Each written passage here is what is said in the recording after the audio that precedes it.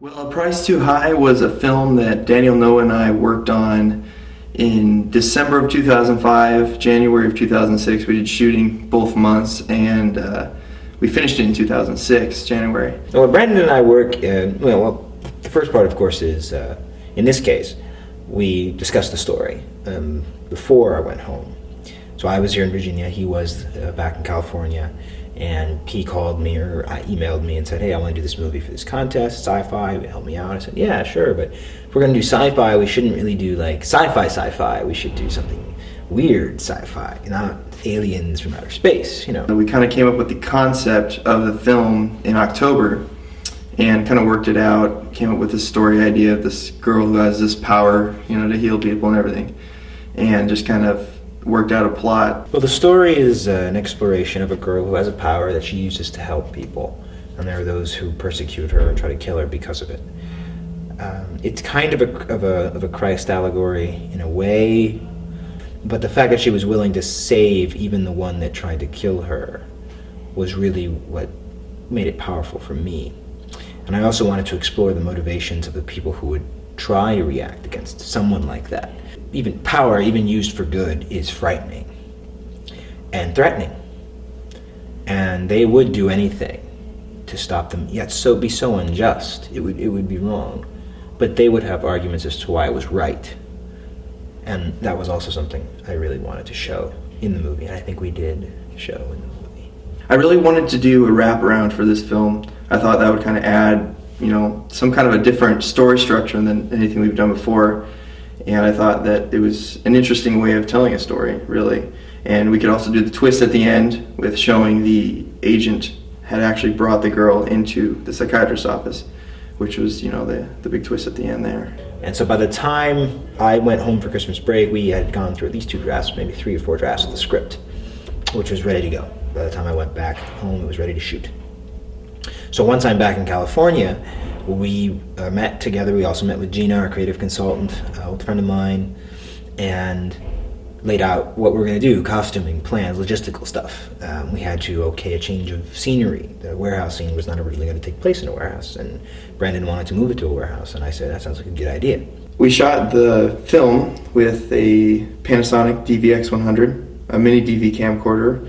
It shoots in 24p, which is very nice because it gives it that filmic look.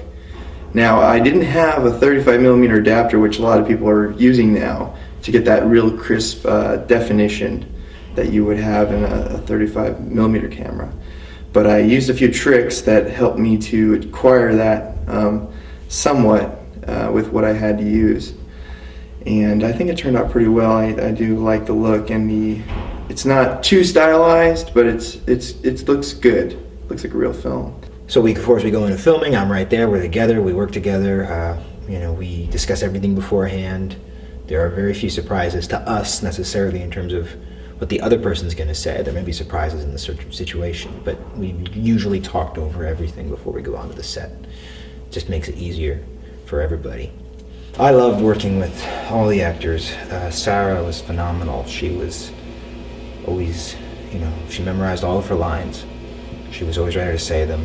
She did give input on her lines, but the input was usually very constructive, very helpful.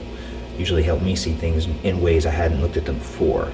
Of course, working with my father, Mr. Jorge Noah, was intimidating a little bit for me because, he's my father and he's professional. And I never directed a professional before, and so that was scary. But I think we did pretty well.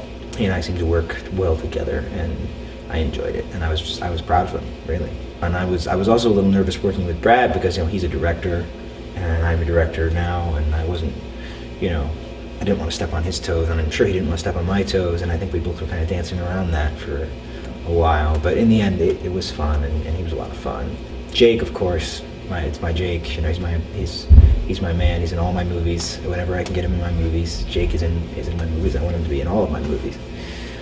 He's just reliable, solid, always strong, knows his lines. He can be anybody, he can be any part. Brandon started editing before I left, which was nice.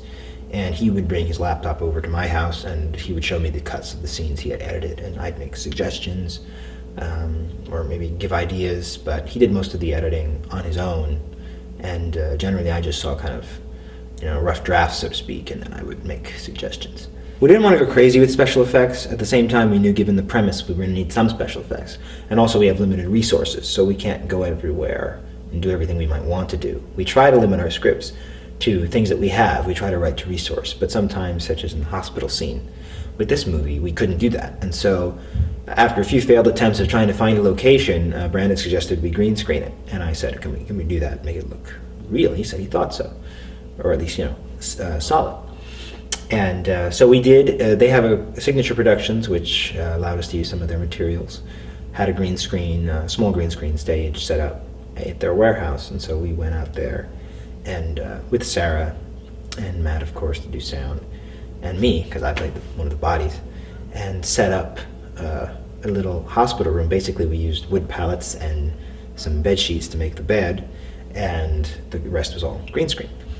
And that was a lot of fun. I had a lot of fun directing Sarah on the green screen, telling her to do different things, and now look over there. Someone's gonna find you, And of course, she kind of liked it. But I think all actors and actresses have a secret hatred for green screen because it makes them so lost in this weird dimension. I enjoyed putting them there. It's kind of fun for me, really. The other one of the other special effects we had in there was just general gun special effects. We fired the pistol, which was a gas-powered airsoft gun, so it actually recoiled and everything. The thing that wasn't there was an actual flash and discharge. So the flash was added in post, and the ricochet, which was done very nicely by our effects supervisor, Henry Schneider. It was beautiful. It was we'd never, in One Step Ahead, we kind of had a ricochet, but it was very small. This was it was foreground. It was good. It looked good. It was really nice. Also, Brandon did a nice little, sniper scope overlay. And it was really great. Somebody, I think it was my dad, asked me, how did you get the shot over the lake? I said, well, we weren't over the lake. We were on the near bank and just zoomed in and shook the camera and added the thing, and you kind of get this narrow field of vision. And that was all Brandon. The score was again composed by Matt Durr. He was a good friend of mine, and he's actually a younger guy. He's, I think, 19 years old, and he is incredibly talented. He uses just his computer and a keyboard basically and comes up with these really impressive scores that I think arguably can match things that are on television, films, whatever. And he really set a good mood for the piece with some of this piano stuff I really enjoyed.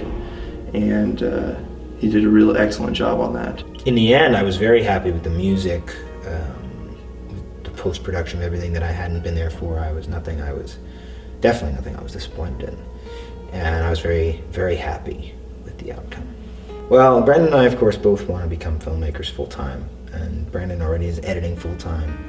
And I'm not doing anything related to that full-time. I do make student films in my spare time.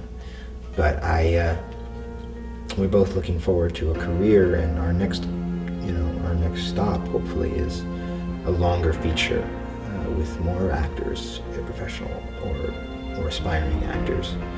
And we hope we have an idea on the table we hope to get some funding for. Well, I hope you enjoyed watching this behind-the-scenes documentary thing and enjoy the film as well. We enjoyed making it, and hopefully we can make more in the future.